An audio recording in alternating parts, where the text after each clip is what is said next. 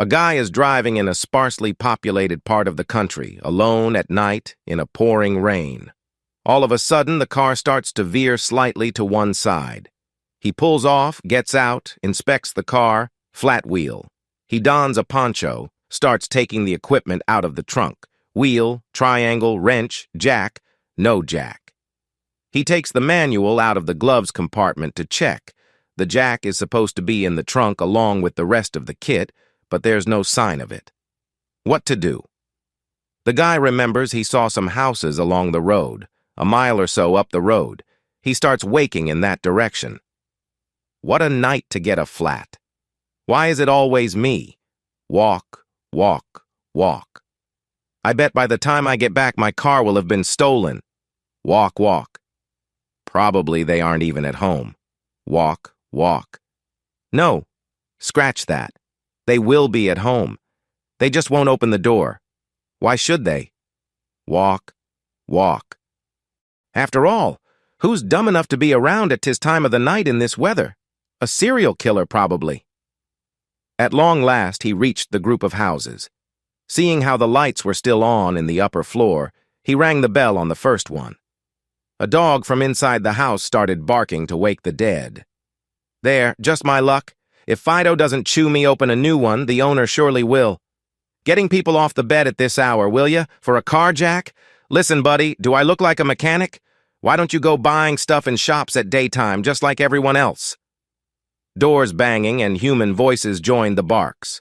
Tired, soaked, and worried, the man stood waiting on the doorsteps. Bet he's gone to take out the blunderbuss. I'll probably get shot right in the face. Well, officer, he did ask me for a car jack, but I thought it was just a dumb excuse. Whoever needs a jack when all cars come with one? Finally, the door opened.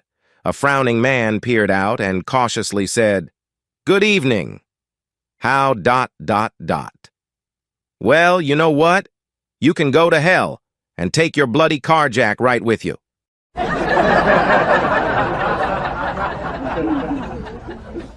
An inebriated man staggered up to the portal of his domestic abode, having spent the evening pleasantly imbibing alcoholic beverages with several of his close acquaintances in several local hostelries. At first, he couldn't find his key. It took him several times searching through his pockets until he found it. He spent the next 10 minutes trying to get the key into the key slot. He eventually got close, but the key pinged off the escutcheon into the garden undergrowth. The man then spent the best part of 30 minutes searching through the grass and flowers, but never found the key.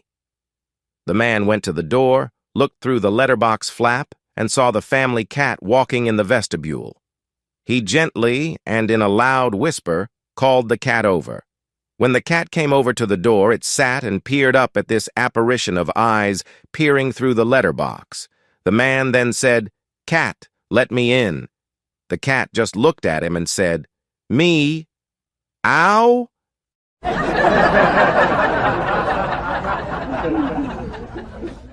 An insurance salesman is visiting a remote farmstead. He parks at the foot of the driveway and walks up to the house to find an old Labrador lying on the porch. As he tries to step over it, it speaks. "Watch where you're stepping, buddy!" The salesman almost faints with shock. "You can talk!" "Yeah, sure," says the dog. "I've made a pretty good career out of it." Intrigued, the salesman asks to hear more. "Well," says the dog, "it all began back in '81. My owner found out about this gift I had and turned me into a traveling sideshow. Of course, all I had to do was do simple skits, a few words, a couple jokes. It was pretty beneath me, but it paid well. Anyway, I was spotted by some government types and got recruited by the CIA. They taught me to speak Russian, and I was infiltrated into secret bases all over the Soviet Union. I mean, who's gonna suspect a dog, right? I was the most effective source of intelligence throughout the entire Cold War. I can't tell you how many times I saved the world with my timely intel. After the Cold War ended, I got moved to the FBI rooting out terrorist cells. Same gig, different bad guys. In the end, after becoming the FBI's most decorated agent, I was retired. I had my pick of the lady dogs as they tried to breed a successor with my gift, but I guess I'm just unique. So I ended up in retirement here, filling my days in comfort and peace. The salesman is practically bursting at this. Just then, the farmer emerges from the farmhouse. "How much do you want for this incredible dog?" yells the salesman. "I'll pay any price," the farmer spits. "Y'all can have him for nothing." The salesman is even more flabbergasted. "How can you give away such an incredible animal? A talking dog with such an amazing story?" The farmer laughs. "'Cause he's a damn liar. He never did any of that stuff."